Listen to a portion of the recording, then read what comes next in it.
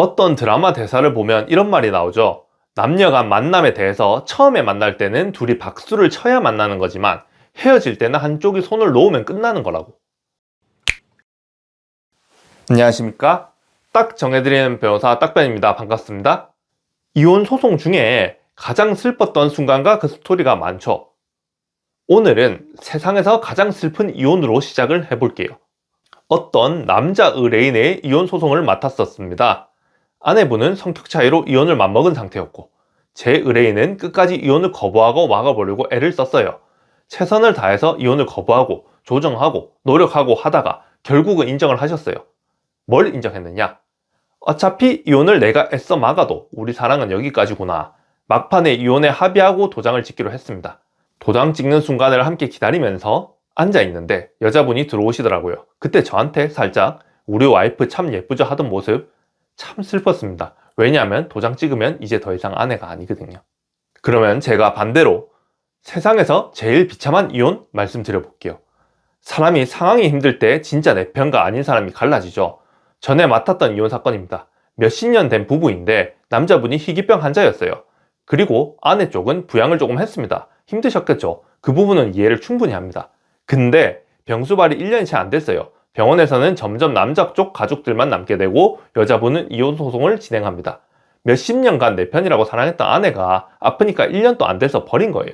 처음에 제 의뢰인은 화가 나서 여자만 좋은 꼴 못 본다고 이혼 거부했습니다.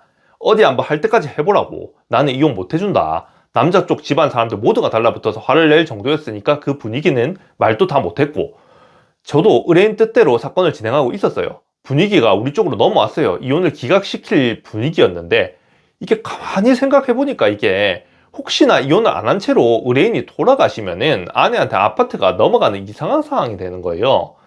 그래서 전략을 바꿨습니다. 아내한테 돈을 최대한 받아와서 제 의뢰인 치료비를 쓰시는 걸로 이혼에 동의하게 됐습니다. 그래서 돈 달라고 반대소송 걸었고요. 즉 반소를 걸자 말자 상대방이 돈 못 준다고 난리가 난 거예요. 이번에는 그 금액이 꽤 컸거든요. 아내는 이혼은 원하지만 돈은 못 준다고 그런 구도였는데 저희가 강하게 밀어붙여서 소중한 아파트 지키고 치료비 받아온 사례도 있었습니다. 세상에서 가장 트렌디한 이혼으로 말씀도 드려볼게요. 연인은 한쪽이 헤어지자고 하면 끝이죠. 이혼은 훨씬 복잡합니다. 요즘 기본적으로는 바람핀 사람이 이혼을 청구하는 건 아직도 안 됩니다. 다만 너무 오래되고 이제 더 이상 가정을 유지한다고 볼 수 없다면 이혼이 예외적으로 가능하다고 하는데요. 파탄주의라고 해서 이미 결혼 생활이 끝난 것 같으면 한쪽이 원하지 않아도 이혼을 시키는 경우도 있습니다. 예전에는 거의 없었는데 요즘은 MZ 이혼도 많고 그래서 그런지 한쪽이 원하지 않아도 법원이 이혼을 허락하는 경우도 상당수 있습니다. 그런데 그 전까지의 과정을 봐야겠죠.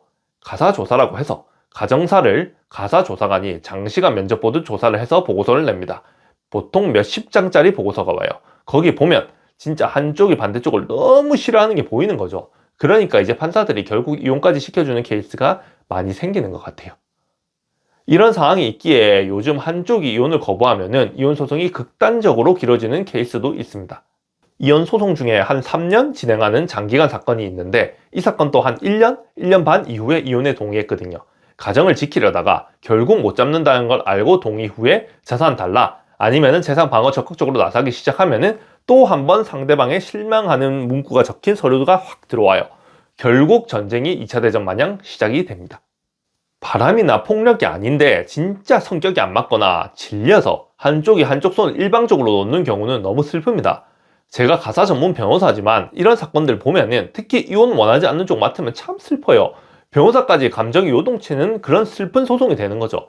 하지만 소송을 진행해 보니까 이럴 때일수록 오로지 본인만을 위해서 그간 시간을 돌아보는 것이 정말 필요하더라고요. 저는 제 의뢰인이 용기 내서 그 과정을 가장 유리하게 이겨낼 수 있도록 하는 동반자가 되는 거고요. 지금까지 내용이 도움이 되셨다면 구독, 좋아요, 알림 설정 부탁드립니다. 감사합니다.